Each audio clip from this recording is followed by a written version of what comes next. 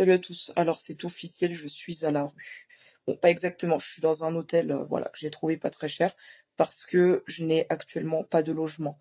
Je faisais un travail jusque-là, j'ai tout quitté à Chachamagne, hein, la ville d'où je viens, parce qu'il n'y avait pas d'opportunité financière et tout ça, donc j'ai commencé un travail et on m'a annoncé hier, en fait, hein, comme ça, de but en blanc, qu'ils avaient décidé de prendre une nouvelle employée à ma place, qu'ils avaient besoin de la chambre que j'occupais, que du coup, bah, fallait que je prenne mes clics et mes claques, que je prenne mes valises, mes affaires, mon fils, et qu'on parte à l'hôtel. Le truc, c'est que je commence mon nouveau travail demain. Oui, parce qu'on est dimanche, donc ouais, demain, lundi. Et c'est, en fait, c'est l'école où mon fils va.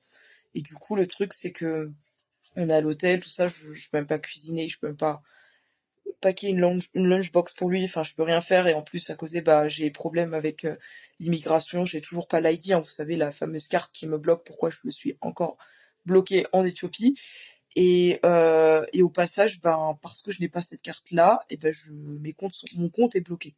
Le seul compte que j'avais, mon compte local éthiopien, il a été bloqué, donc mon compte est bloqué, je n'ai pas d'appartement, je commence mon travail demain, mon fils doit aller à l'école, je suis à la rue, enfin à la rue entre guillemets, c'est le cauchemar.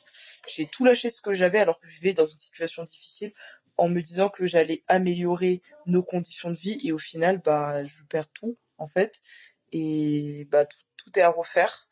De toute façon, j'ai rendez-vous avec l'immigration cette semaine qui arrive et voilà, donc voilà, comme ça je vais pouvoir commencer les démarches enfin parce que j'avais aucun temps. Sachez que les conditions de travail que j'avais, enfin j'y reviendrai, c'était extrêmement compliqué. Et ça fait que là, bah, moi, je vais pouvoir me libérer, pouvoir commencer nos démarches à l'immigration. Mais voilà, donc c'est vraiment pas facile. 2026, franchement, elle a très mal commencé pour moi. J'ai appris que la cagnotte que j'avais ouverte m'était escroquée.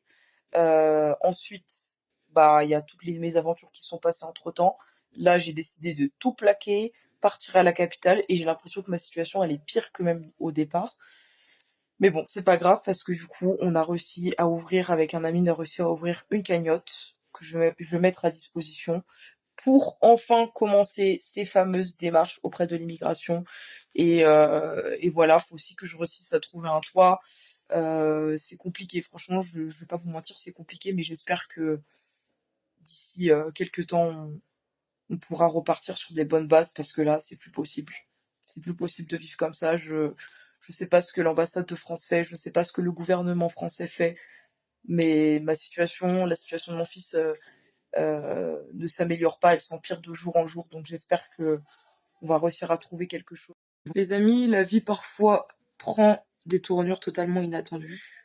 J'avais tout quitté, comme vous l'avez vu, tout ce que j'avais en fait à Chachamané pour venir m'installer à Addis, à la capitale, pour travailler, avoir une vie plus stable, éventuellement financer notre départ, financer notre ID, changer notre statut, changer nos conditions de vie. Et au final, on est actuellement à la rue. J'ai posté un réel par rapport à ça. Donc voilà, avec un ami, on a réussi à ouvrir une cagnotte, chose que j'essaie de faire depuis des mois. Donc c'est lui qui tient la cagnotte pour des raisons que en fait moi je n'ai pas accès à de compte en banque ou quoi que ce soit. Donc c'est la solution, la meilleure solution qu'on a pu faire, c'est un ami de confiance. Donc voilà, on a fait en sorte de pouvoir essayer de trouver une solution pour financer, voyez l'ID. J'ai rendez-vous d'ailleurs à l'immigration mercredi après-midi. Donc c'est très compliqué, hein. Moi-même j'ai pas envie de croire à ma propre histoire. Je te rejoins là-dessus. Et tous les gens qui n'y croient pas, je vous comprends. Si la moi du futur s'était adressée à la moi qui était encore en France en 2021 avant que je parte ici, j'aurais même pas cru. Enfin, à quel moment c'est croyable, à quel moment c'est crédible une meuf qui arrive, qui suit sa famille en Éthiopie, dans un pays qui est plutôt instable et qui finalement est soumis à des déboires administratifs, à des changements de loi arbitraires, d'année en année, qui essaie de s'en sortir, qui au bout de la quatrième année commence à en parler sur les réseaux sociaux parce qu'en fait, elle voit qu'elle s'en sort pas du tout. Elle essaie d'ouvrir une cagnotte pour s'en sortir. Au final, cette cagnotte se fait totalement dérober par un escroc qui s'appelle Maverick Riven, qui est un escroc. Vous pouvez rechercher, il est très connu. Je l'ai déjà tagué dans mes vidéos précédentes qui parlaient de l'arnaque. Enfin bref. J'essaye après ça de me relever par moi-même, essayer de travailler, essayer de m'en sortir encore une fois, de continuer de m'acharner. Je pars, je lâche tout ce que j'avais, je pars pour la capitale, pour travailler, pour un travail qui m'était dit comme étant quelque chose de stable, où j'aurais eu un toit, etc., qui serait ouvert.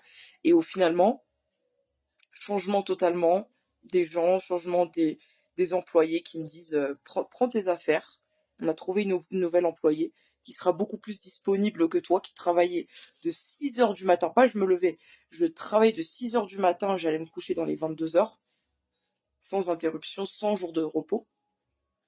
Donc finalement, j'ai appris le jour même, donc qui était hier samedi, que je devais prendre toutes mes valises, prendre mon enfant et venir ici dans cette chambre d'hôtel.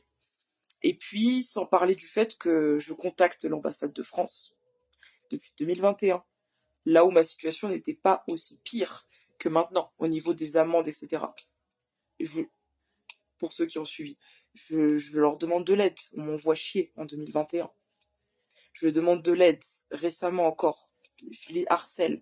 On me dit mais non, c'est pas nous qui sommes décisionnaires. La décision appartient au ministère des Affaires étrangères à Paris.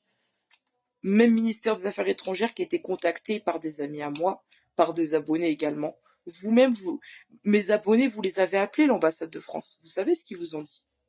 Je mens pas, je raconte pas des salades. Il y a des gens qui sont témoins du fait qu'ils ne cherchent pas à m'aider, que soi-disant ils peuvent rien faire.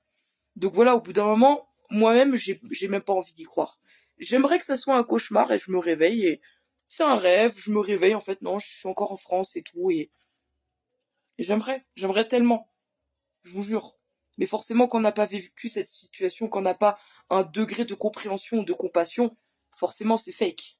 Et je vous comprends.